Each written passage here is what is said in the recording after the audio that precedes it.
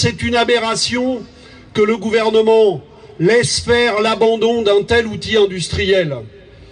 La deuxième chose, c'est qu'évidemment, il y a un scandale dans cette affaire. J'ai parlé il y a quelques jours de scandale d'État, et je le pense, parce que depuis l'accord avec General Electric, le gouvernement ne dit pas tout sur le contenu de ces accords, ni celui avec General Electric, ni celui qui est passé en ce moment entre Alstom et Siemens.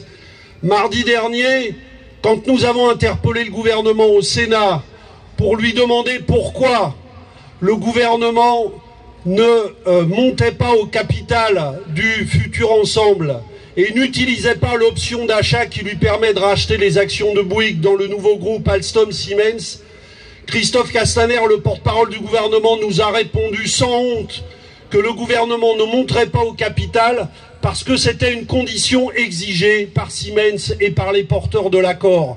Ça veut dire en clair que le gouvernement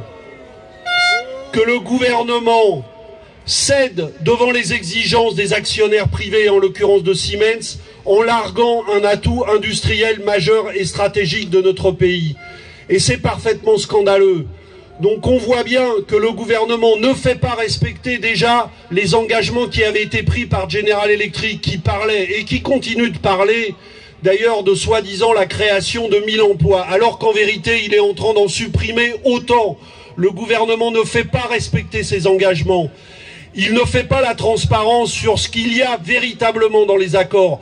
Et si Castaner nous a lâché cet aveu mardi dernier, malheureusement on peut craindre qu'il y a d'autres clauses cachées dans ces accords. Et le gouvernement porte une responsabilité là-dedans. Je sais que vous avez mené un combat en portant la question en référé pour exiger les documents que la direction ne vous fournit pas. Si nous avons un rôle à jouer à vos côtés, c'est de vous aider justement à ce que cette affaire devienne une affaire nationale.